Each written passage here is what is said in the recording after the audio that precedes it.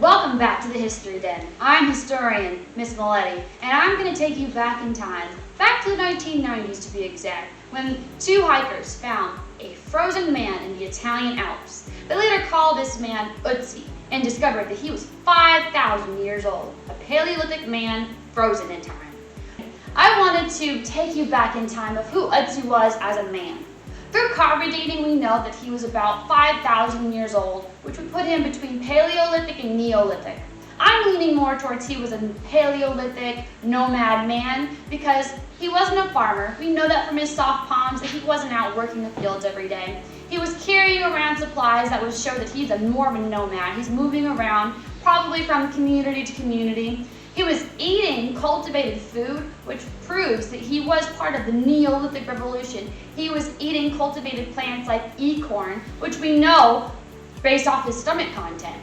He was carrying supplies on his back like a wooden frame backpack. He had spears, axes, bow and arrow. He had everything he needed as a nomad man, so he was probably a hunter. Starting off, our first guest, Dr. Lamar, is going to explain the pains and ailments that Otzi must have been feeling on his journey and throughout his whole life. Dr. Lamar? Well, hello, how are you? I am a 45-year-old man, so I really understand how a 45-year-old man would have felt. So Otzi, we have to understand, as we went through his body, that he had some significant joint pain. And the reason he had joint pain is for two specific reasons. Okay. One of them was Lyme disease. One of the earliest cases we've ever found of Lyme disease in a human, and luckily we found him. So that is a tick-borne illness. He was probably born bit by a tick, and what happens is that can over the time cause chronic muscle fatigue, joint pain, a mental fog, amongst other things. Okay. This definitely at that age would have been pretty chronic and caused him pain a lot. Another thing would have been the fact that at each joint we found significant wear and tear, and at some places bone on bone where cartilage had worn away, otherwise known as arthritis. Arthritis? So this was an arthritic 45-year-old man, used to the environment, used to the elements, but definitely lived in significant pain. Okay. So that is very important for us to know. Quickly, I'd like to tell you, one of the things that we found on him were 61 tattoos throughout his body at the places of the pain that we know that he had, the wear and tear. We believe that the reason he had these two tattoos were not for adornment or decoration. They were actually religious or medicinal so that he could feel better. That's one of the things that led us to realize that a 45-year-old man with significant joint pain and Lyme disease would not just be taking a leisurely climb through the Italian Alps. Thanks for giving me this time. No problem. Hopefully I can come back later for other segments. Goodbye.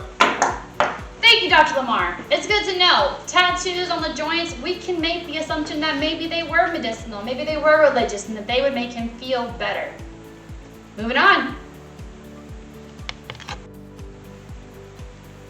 As you can see, History Den is making history. We got Otzi here live for you.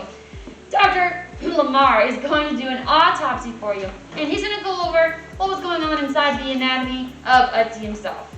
This is an amazing find. I can't believe you got this. You must have really pulled some strings Oh yeah. at the museum in Italy. Let me first sanitize myself.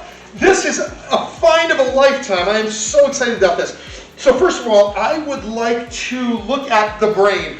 If I remember correctly, there was a wound at the, oh gosh, I'm so excited, at the back of the head that he was struck and he fell forward, and boy, did I put a lot of hand sanitizer on, and he kind of landed like that. So I'd like to look at the brain.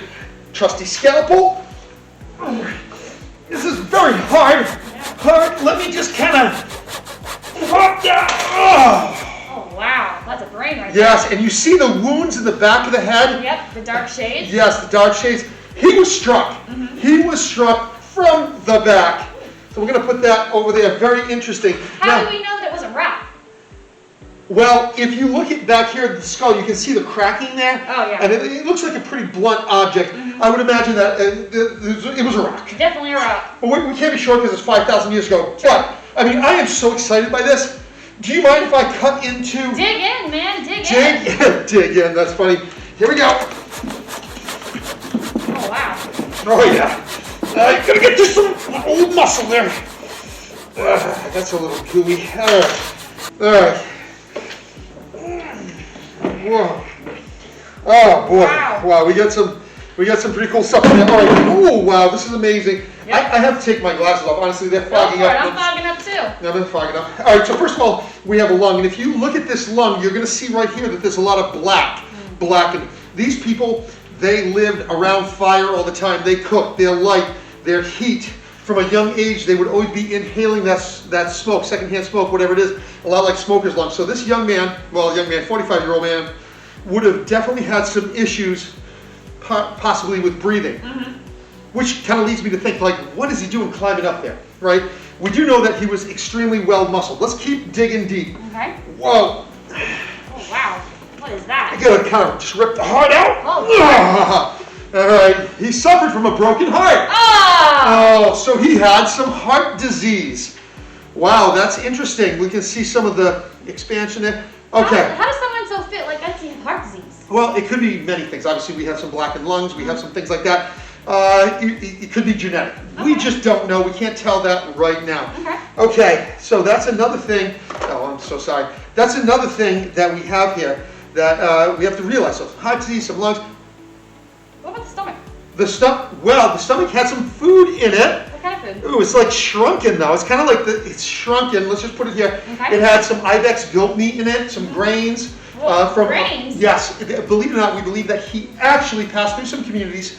And what happened was he picked up some cooked bread, grains. I think it was acorn. Okay, so he's alive during cultivation. So he's kind of in between the Paleolithic and the Neolithic. Yes. Holy moly! Look at this, the pooper. Hold on.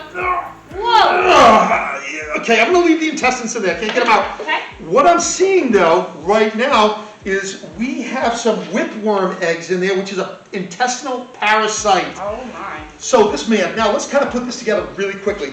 This would have caused him intestinal irritation, some pains in his lower abdomen.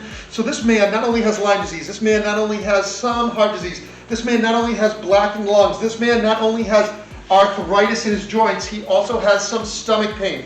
Now, my only question, and I gotta get another appointment, but my only question to you is, and you're the historian, you figure this out, what is a man of 45 years old in this kind of pain, even though he's in good shape, climbing the Alps for? You know what? I got a really good buddy, Dr. Stevenson. Okay. I'm going to send him in. He's a weapons expert. He's a murder expert, and maybe he can help you out. Guys, over and out. Thank you, Dr. Lamar. Hopefully we can get Mr. Stevenson in and he can really explain what's going on with Otzi. How can someone in so much pain be going up and down a mountain? We'll find out.